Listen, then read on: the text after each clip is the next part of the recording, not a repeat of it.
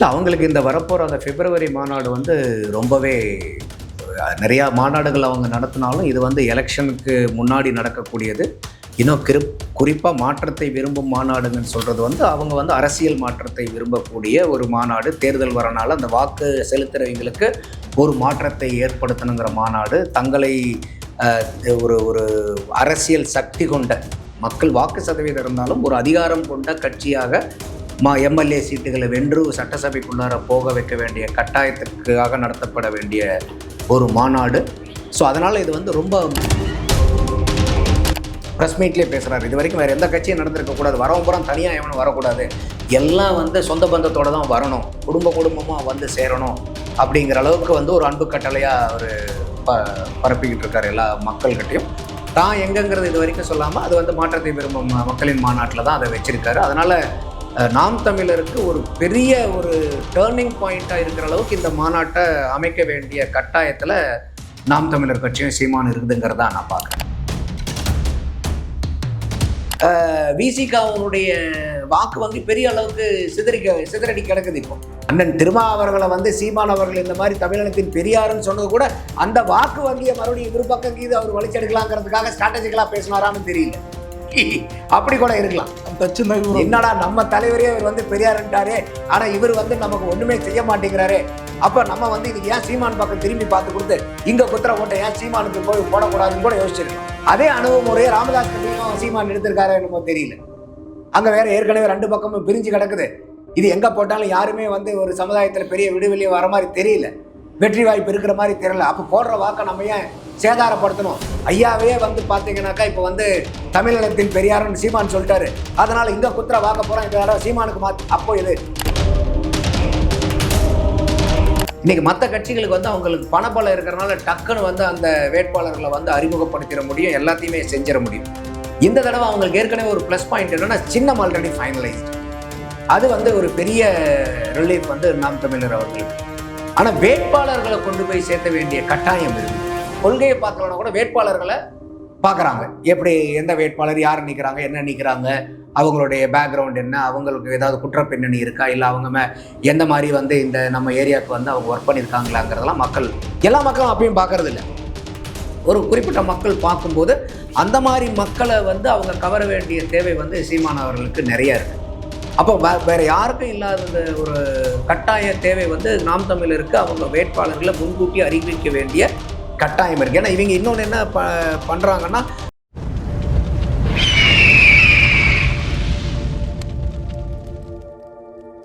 அரசியல் நேயர்களுக்கு வணக்கம். இன்று நம்மோது சிறப்பு அரசியல் திறனாய்வாளர் திரு நந்தகுமார். வணக்கம் சார். வணக்கம் சார். நன்றாஜ் சார், சீமான் அவர்கள் மாற்றத்தை விரும்பும் மக்களின் மாநாடு பிப்ரவரி 21 திருச்சியில் நடக்க இருக்குது. நாளுக்கு நாள் அந்த மாநாட்டுக்கான எதிர்பார்ப்பு எகிரிட்டே போகுது. சீமானவர்களும் ஒரு ப்ரெஸ் மீட்லையும் பேசும்போதும் எந்த கேள்வி அவர் மீது வைக்கப்பட்டாலும் திருச்சி மாநாடு அது பதில் கொடுக்கும் விதமாக அமையும் அப்படின்ற ஒரு விஷயத்தை வந்து பதிவு பண்ணிகிட்டே வராரு. இப்போ கூடுதலாக ஒரு விஷயத்த சொல்லியிருக்காரு, இந்த மாநாட்டுக்கு பின் வந்து என்டிகேவின் புதிய அவதாரம் வந்து வெளியாகும் அப்படின்ற ஒரு விஷயத்த வந்து சொல்லியிருக்காங்க. எப்படி பார்க்குறீங்க இந்த விடயத்தை? இல்லை, அவங்களுக்கு இந்த வரப்போகிற அந்த பிப்ரவரி மாநாடு வந்து ரொம்பவே நிறையா மாநாடுகள் அவங்க நடத்தினாலும் இது வந்து எலெக்ஷனுக்கு முன்னாடி நடக்கக்கூடியது. இன்னும் குறிப்பாக மாற்றத்தை விரும்பும் மாநாடுங்கன்னு சொல்கிறது வந்து அவங்க வந்து அரசியல் மாற்றத்தை விரும்பக்கூடிய ஒரு மாநாடு. தேர்தல் வரனால அந்த வாக்கு செலுத்துகிறவங்களுக்கு ஒரு மாற்றத்தை ஏற்படுத்தணுங்கிற மாநாடு. தங்களை ஒரு ஒரு அரசியல் சக்தி கொண்ட மக்கள் வாக்கு சதவீதம் இருந்தாலும் ஒரு அதிகாரம் கொண்ட கட்சியாக எம்எல்ஏ சீட்டுகளை வென்று சட்டசபைக்குள்ளார போக வைக்க வேண்டிய கட்டாயத்துக்காக நடத்தப்பட வேண்டிய ஒரு மாநாடு. ஸோ அதனால் இது வந்து ரொம்ப முக்கியமான மாநாடு நாம் தமிழர் அவர்களுக்கு. அதனால தான் அவர் சொல்கிறாரு, இது வரைக்கும் எந்த கட்சியும் இல்லாத அளவுக்கு அத்தனை பேர் சொந்த பந்தத்தோடு வந்து சேரணும். அப்போ அவங்களுக்கும் இன்றைக்கி என்ன கட்டாயம் வருதுன்னா, இந்த மாநாட்டுக்கு பெருந்திரளான கூட்டத்தை காமிக்கணுங்கிற ஒரு பெரிய முனைப்பு வந்து நாம் தமிழர் அவர்கள் கட்சிக்கிட்டையும் சீமான் அவர்கள்கிட்ட இருக்கிறது. ரொம்பவே தெளிவாகவே அவரே ப்ரெஸ் மீட்லேயே பேசுகிறாரு. இது வரைக்கும் வேறு எந்த கட்சியும் நடந்திருக்கக்கூடாது, வரவும் பூரா தனியாக எவனும் வரக்கூடாது, எல்லாம் வந்து சொந்த பந்தத்தோடு தான் வரணும், குடும்பமாக வந்து சேரணும் அப்படிங்கிற அளவுக்கு வந்து ஒரு அன்பு கட்டளையாக அவர் பரப்பிக்கிட்டு இருக்கார் எல்லா மக்கள்கிட்டையும். நீங்கள் கேட்ட மாதிரி ப்ரெஸ் மீட்லேயே கேட்கப்படுது, நீங்கள் உங்கள் சொந்த ஊர்லேயே நிறுத்த போகிறீங்க, மாவீரர் திருநாள் கூட அதனால தான் நீங்கள் அந்த சரியாக கொண்டு போன மாதிரி இருக்கு, நீங்கள் இங்கே தான் நிற்க போகிறீங்களா இல்லைன்னு கேட்கும்போது சிரிச்சுக்கிட்டே அவர் வந்து வெயிட் பண்ணுங்கள் எல்லாமே வந்து அந்த மாற்றத்தை விரும்பும் மாநாட்டில் அத்தனை 234 தொகுதியினுடைய வேட்பாளர்களையும் அறிவிக்க போகிறோம். அதில் என்னுடைய தொகுதி என்னங்கிறது உங்களுக்கு தெரிஞ்சிடும். மற்ற மாநாட்டில் பூராமே அங்கங்கே சில சில வேட்பாளர்களை அறிவிச்சிட்டு வராரு.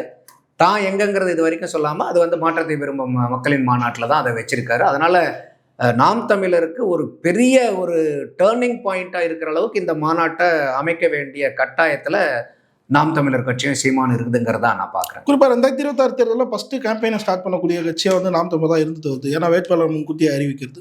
ஸோ இந்த மாநாட்டுக்கு பின் வந்து அது இன்னும் அக்ரெசிவாக பண்ணுவாங்கன்னு சொல்லிட்டு தெரியுது. ஸோ அது வந்து அவங்களை ஆக்ஷனில் கேம்பெயினில் அவங்களுக்கு யூஸ் ஆகும்னு நினைக்கிறீங்களா, இந்த அக்ரெசிவோ இந்த ஃபாஸ்ட்டும்? கட்டாயமாக என்ன காரணம் அப்படின்னு கேட்டிங்கனாக்கா, இன்றைக்கி மற்ற கட்சிகள் யாருமே பிப்ரவரி மாதம் கேண்டிடேட் அனௌன்ஸ் பண்ண மாட்டாங்க. அவங்க வந்து தேர்தலெல்லாம் நெருங்கி வரும். ஏன்னா இன்னும் கூட்டணி எங்கே முடியணுங்கிறதே சிக்கல் இருக்குது. எப்படி போய் முடியுங்கிறது யாருக்கும் தெரியாது. அந்த இதெல்லாம் முடிச்சதுக்கப்புறம் எந்த கட்சி முதல்ல எங்கே கூட்டணியில் இருக்குதுங்கிற முடிவாகணும், அதுக்கப்புறம் எத்தனை சீட்டுங்கிறது முடிவாகணும், அதுக்கப்புறம் எந்தெந்த தொகுதிங்கிறது முடிவாகணும், அப்புறம் தான் எந்த வேட்பாளருங்கிற நிலைமைக்கு வரும். அப்போ அங்கே வந்து ஒரு பெரிய இது இருக்குது. இந்த சிக்கல் பிரச்சனையெல்லாம் வந்து தனியாகவே நாம் தமிழர் கட்சி நிற்கிறனால அந்த பிரச்சனை வந்து நாம் தமிழருக்கு கிடையாது. ஆனால் அவங்களுக்கு வந்து இருக்கக்கூடிய பல அதிகாரத்தினுடைய பக்கபலமாக இருக்கிறதோ, இல்லை பணத்தினுடைய பக்கபலமோ, கட்டமைப்பினுடைய பெரிய பக்கபலமோ இது வந்து நாம் தமிழருக்கு பெரிய அளவுக்கு கிடையாது. இவங்க வந்து இன்னைக்கு ஓட்டுக்கு காசு கொடுப்பாங்க, சீமானவர்கள் ஓட்டுக்கு காசு கொடுக்க மாட்டார். ஸோ இவங்க வந்து ஜாதியை முன்னிறுத்தி எந்த ஜாதிக்காரன் எந்த ஏரியாவில் ஜாஸ்தி இருக்கானோ அந்த ஜாதிக்காரங்களை வேட்பாளராக நிறுத்துவாங்க. சீமான் அந்த மாதிரி நிறுத்துவார். இன்னும் சொல்லப்போனால் பொது தொகுதியில் போய் பட்டியலின மக்களை வந்து நிறுத்தி பெரிய அளவுக்கு கொண்டு வருவார். நீங்கள் சொன்ன மாதிரி ஆணுக்கு பெண் சமம்னு இப்போ இருக்கும் சமவிகிதத்தில் கொடுக்குறாரு. அதோட இந்த தடவை இளைஞர்களுக்கு ஒரு 120 சீட்டுக்கு பக்கமாக கொடுப்போம். இளைஞர்களுடைய அரசியலை இளைஞர்களை வந்து பெரிய அளவுக்கு வந்து அரசியல் மயப்படுத்தணும், அவங்களுக்கு அதிகாரத்தை நோக்கி நகர்த்தணும், அரசியல் அதிகாரங்களை நோக்கி நகர்த்தணுங்கிறதுல சீமான் இந்த தடவை பெரிய முனைப்பாக இருக்கார். அப்போ இந்த இடத்துல வந்து ஒரு மற்ற கட்சிகளுக்கும் நாம் தமிழருக்கும் எடுத்து பார்க்கும்போது ரெண்டு பக்கமும் ப்ளஸ் இருக்குது, மைனஸ் இருக்குது. அப்போ எதிர்கூட்டணி தரப்பில் இருக்கக்கூடிய ப்ளஸ்ஸுகள்லாம் வந்து சீமான் கிட்ட இல்லாதனால அவங்களுடையது என்னன்னா, முன்கூட்டியே வந்து நீங்கள் வேட்பாளர்களை அறிவிக்க வேண்டிய கட்டாயம் இருக்குது. ஏன்னா அந்த வேட்பாளர்களை அறிவிச்சா தான் நீங்கள் ஒரு ஏப்ரல் மாதம் வருதுன்னா கூட பிப்ரவரியில் பண்ணிங்கன்னா உங்களுக்கு மார்ச் ஏப்ரல், நீங்கள் பிப்ரவரி 21 தேர்தல், ஏப்ரல் 21 தேர்தல் வந்தால் கூட நீங்கள் மாநாடு பிப்ரவரி 21 போது 2 மாதம் தான். இந்த 2 மாதத்துக்குள்ளே இந்த வேட்பாளர்களை பூரா எல்லா வீட்டுக்கும் நீங்கள் கொண்டு போய் சேர்த்தி ஆகணும்.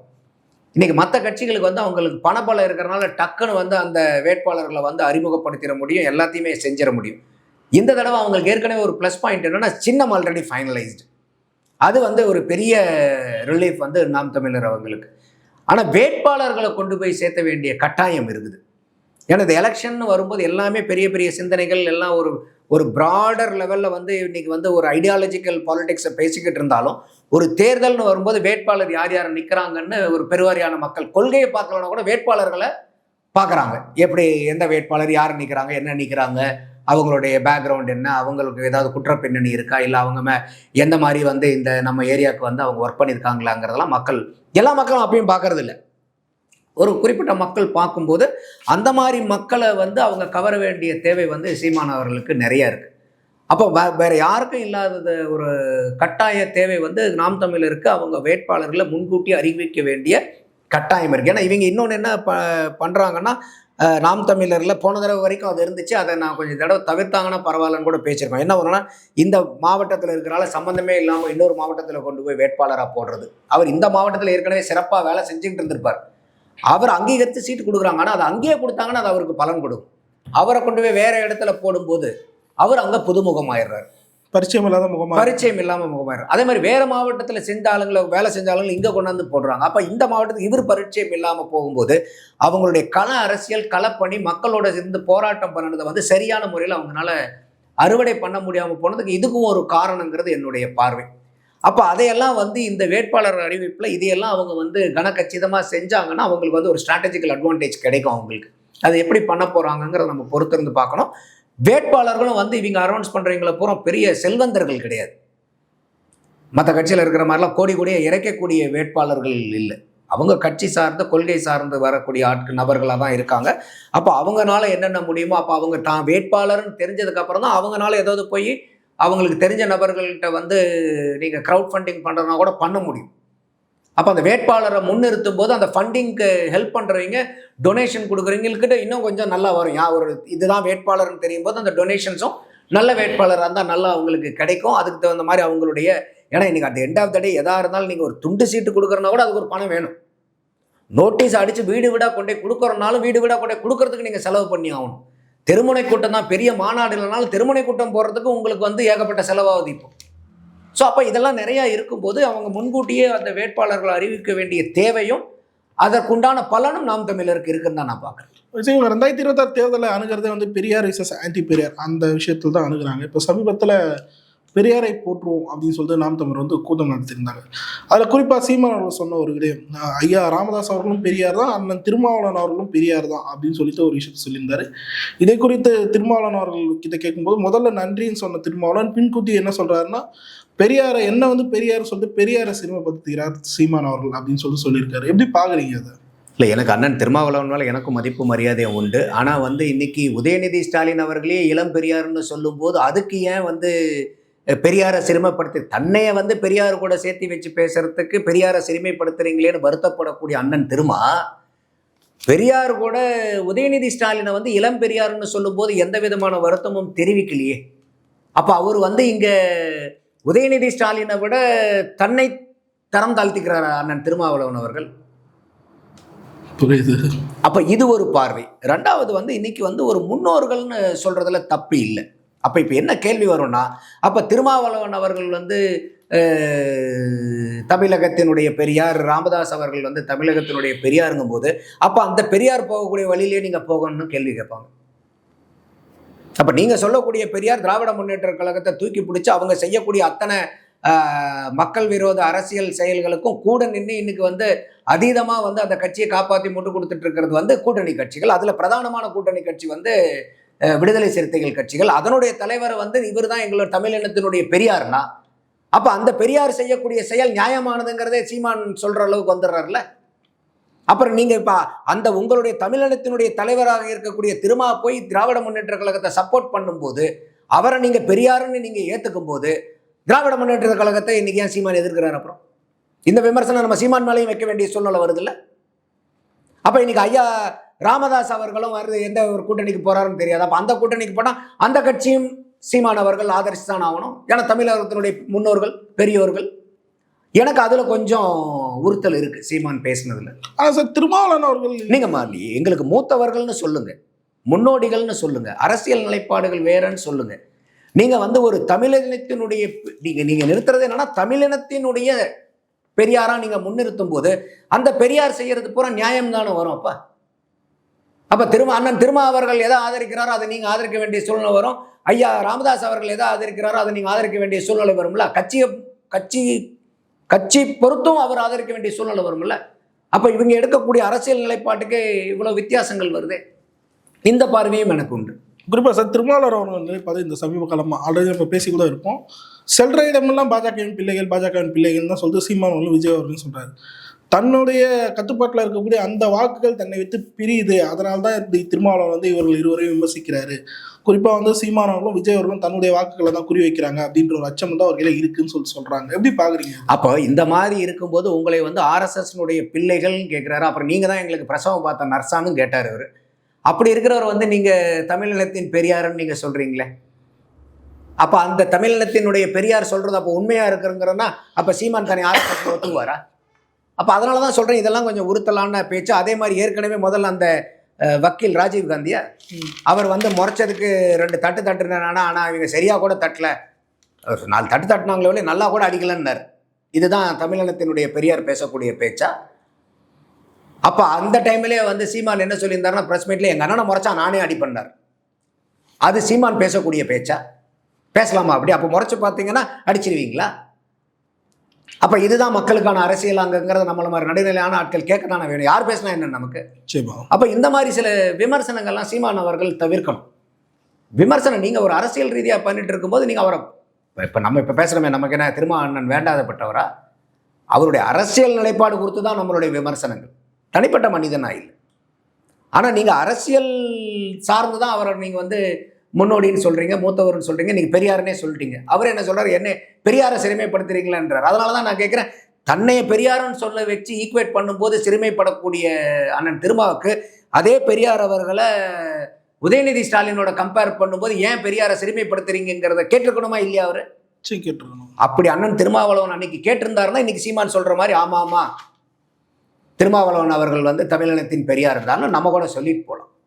அப்போ அந்த மாதிரி இருக்கிறதுலாம் எனக்கு அந்த மாதிரி விமர்சனங்கள் எல்லாம் உடன்பாடு இல்லை சார். நான் கேட்ட அந்த கேள்வி சார், சிறுபான்மை வாக்குகள் வந்து அப்போ இன்னைக்கு சிறுபான்மை வாக்குகள்ன்றதை தாண்டி திருமாவளவன் அவர்கள் தான் அவங்களுடைய ஓட் பேங்க் வந்து இன்னைக்கு பெருத்த அளவுக்கு வந்து சேதாரம் ஆகிக்கிட்டு இருக்கு. என்ன காரணம்னா நம்ம ஏற்கனவே முன்னாடி கூட நம்ம பேசியிருக்கோம். ஆனால் இப்போ அந்த அச்சம் கொஞ்சம் அதிகமாக இருக்கு. ஆமாம், தேர்தல் நெருங்குது இல்லை, எல்லாருமே வந்து வரட்டும் பார்த்துக்கலான்னு தான் எல்லா பிரச்சனைக்குமே உட்காந்துருப்போம். இது மனிதனுடைய இயல்பு.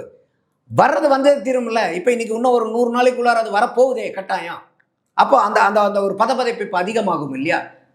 அப்போது இப்போ உதாரணத்துக்கு அந்த வாக்குகள் ஏன்னா காரணம் என்னென்னா, இவங்க வந்து வேங்கை வயலில் என்னத்தை நீதியை வாங்கி கொடுத்தாங்க, தூய்மை பணியாளர்களுக்கு என்ன நீதி வாங்கி கொடுத்தாங்க, கட்சியினுடைய தொண்டர்களுக்கு என்ன நீதி வாங்கி கொடுக்குறாங்க, கட்சிக்கு இன்னைக்கு கொடியேற்ற முடியலன்னு யார் சொல்கிறான்? திருமாவளவன் தான் சொல்கிறாரு.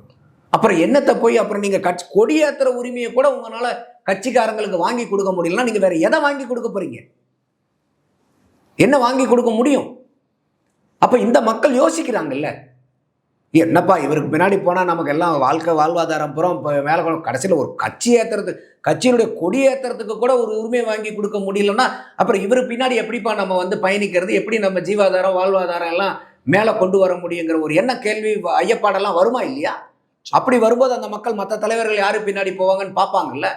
அப்போ அந்த மாதிரி இருக்கும்போது இன்னைக்கு விசிகாவுடைய வாக்கு வங்கி பெரிய அளவுக்கு சிதறடி கிடக்குது. இப்போ மேபி அண்ணன் திருமா அவர்களை வந்து சீமான் அவர்கள் இந்த மாதிரி தமிழினத்தின் பெரியாருன்னு சொன்னது கூட அந்த வாக்கு வங்கியை மறுபடியும் இவரு பக்கம் கீது அவர் வலிச்செடுக்கலாங்கிறதுக்காக ஸ்ட்ராட்டஜிக்கலா பேசினாரான்னு தெரியல. அப்படி கூட இருக்கலாம்.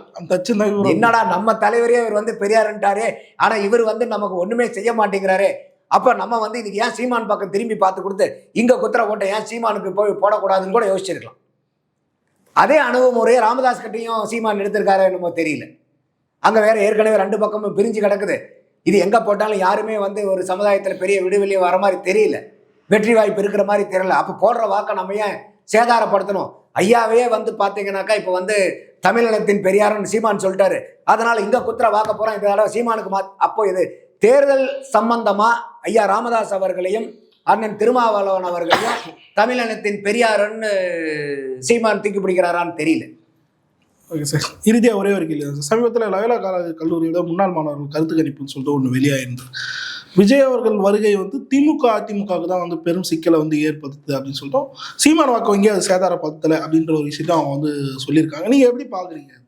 இல்லை, அது நம்ம ஏற்கனவே பேசியிருக்கிறோம். இன்றைக்கி எல்லா கட்சிகள்லேருந்து போனாலும் இன்றைக்கி சீமானுக்கு பின்னாடி நிற்கக்கூடியவங்க பெரிய அளவுக்கு கொள்கை பிடிப்பு இருக்கக்கூடிய ஆட்கள் தான் ஜாஸ்தி. ஏன்னா இது வந்து ஓவர் நைட்டில் கூடின கூட்டம் இல்லை, ஓவர் நைட்டில் கிடைச்ச ஆதரவு இல்லை. வெறும் 1.1% நித்தம் களத்தில் போராடி 2 சட்டமன்ற தொகுதி, 2 பாராளுமன்ற சட்டமன்ற தேர்தல், 2 பாராளுமன்ற தேர்தலை சந்தித்து படிப்படியாக வராங்கங்கும் போது இதை வந்து உடனே வந்தவுடனே சீமானுடைய பேச்சு மேலே உடனே டக்குன்னு ஈர்ப்பாகி உடனே போய் அவருக்கு போடலாங்கிற ஆளெல்லாம் இல்லை. அவரை பார்த்து என்ன பேசுகிறாரு, நல்லா தான் பேசுகிறாரு, எப்படி பேசுகிறாரு, என்ன ஏதுன்னு அவரை இன்ச்சு பை இன்ச்சாக வெயிட் பண்ணி அளந்து பார்த்து அவர் மேலே நம்பிக்கை வந்ததுக்கு அப்புறம் செலுத்தக்கூடிய ஆட்களினுடைய வாக்கு தான் இது. அப்போ அதனால் உடனே இந்த கூடாரம் காலி ஆகுமாங்கிறது சந்தேகம்தான். ஏன்னா அதாவது கொள்கையினுடைய உடன்பாட்டில் வந்து வருவீங்க. நம்ம ஏற்கனவே அந்த பக்கெட்லாம் பேசியிருந்தோம். அவங்கக்கிட்ட பெருவாரியான ஆட்கள் வந்து விடுதலை சிறுத்தைகள்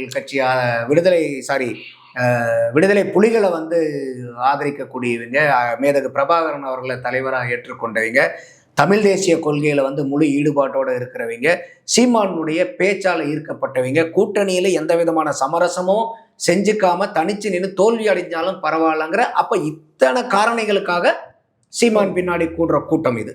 அப்போ இது ரொம்ப யோசிச்சு தான் இந்த முடிவை எடுத்திருப்பாங்க. அப்போ அதை வச்சு நம்ம பார்க்கும்போது என்ன தெரியுதுன்னா, மற்றவங்களுக்கு இருக்கிற அளவுக்கு சீமானுக்கு பாதிப்பு இருக்காதுங்கிறத நம்ம ஏற்கனவே பேசியிருந்தோம். பாதிப்பு இருந்தாலும் பெரிய அளவுக்கு இருக்காது.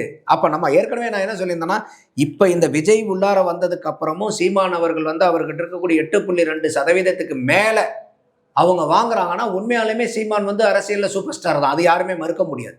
ஏன்னா இன்னைக்கு அந்த அளவுக்கு வந்து அரசியல் களம் வந்து பெரிய அளவுக்கு இன்னைக்கு 4 முனை போட்டியாக இருக்குது. போன தேர்தலில் கூட 5 முனை போட்டி இருந்துச்சு.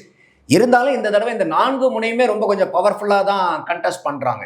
ஏனோ தானோங்கிற அளவுக்கு இல்லை. அது நாம் தமிழர் உட்பட சொல்கிறேன். எல்லாருமே சில பேர் இது மும்முனை போட்டின்பாங்க. எனக்கு அது உடன்பாடு இல்லை. நாம் தமிழர் சீமான் கட்சி இது அவங்க மெயின் பிளேயர் தான். 4 முனை போட்டி தான் இது.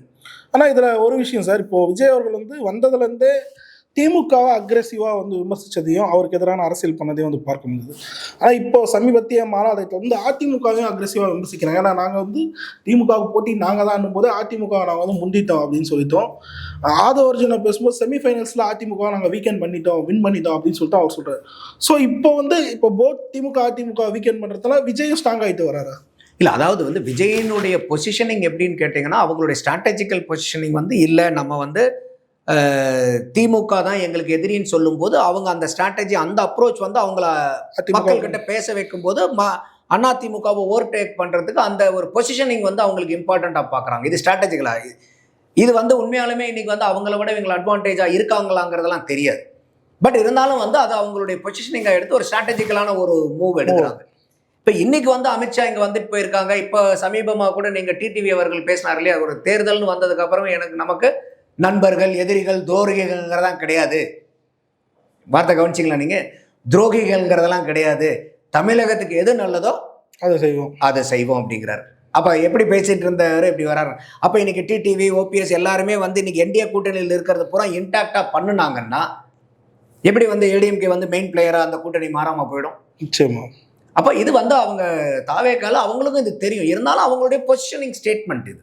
அது எல்லார் கட்சிக்கும் அது நல்ல யுக்தின்னு தான் நான் பார்க்குறேன். அப்போ ஒரு அதிமுக இந்த சைடில் இருக்கும்போது இன்னைக்கு அவங்க வந்து விமர்சனம் செய்யணுங்கிற அவசியம் இல்லை அதிமுக. ஏன்னா இன்னைக்கு இருக்கக்கூடியது ஆட்சியில் இருக்கிறது திமுக. அப்போ திமுகவை எதிர்த்து நீங்கள் எதிர்ப்பு கணைகளை வைக்க உங்களுக்கு பலம் கூடும். அந்த இடத்துல திமுகவும் பண்ணிச்சு அதிமுகவும் பண்ணிச்சுங்கும் போது ஏப்பா 2 பேரும் தானப்பா பண்ணாங்க, திமுக மட்டுமாப்பா பண்ணிச்சுங்கும் போது அது திமுக மேலே அந்த எதிர்ப்பு கணைகளினுடைய பலம் குறைஞ்சு போயிடும்.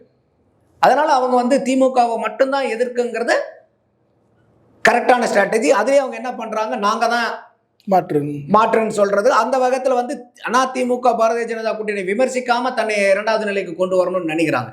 ஸோ அது வந்து அதிமுக பாரதிய ஜனதா வந்து அவங்க கூட்டணி அமைக்கிறது மூலியமா அவங்க இன்னைக்கு பல தேர்தலை சந்திச்சு. ஏன்னா இது விஜய் அவர்களும் தாவேகாவும் செய்யக்கூடிய ஒரு ஸ்ட்ராட்டஜிக் பொசிஷனிங் தானே ஒழிய இந்த நேரேட்டிவை உடைச்சி எப்படி வந்து மக்கள்கிட்ட போய் அது வாக்கா சேகரிக்க முடியுங்கிறது வந்து இன்னைக்கு பாரதிய ஜனதாக்கு தெரியாதா?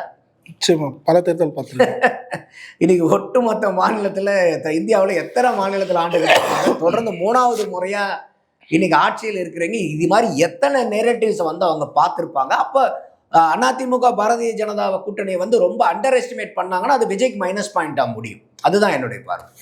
அப்போ நீங்க எனக்கு ஓட்டு போடுங்க உங்களை காப்பாத்துறங்கிறத விட நம்ம ஆளுங்க ஒருத்தர் ஓட்டு போட அவர் நம்மளை காப்பாற்றுவாரு, அப்போ அது உண்மையா மாறல. அப்போ இந்த பிரச்சனை வேற.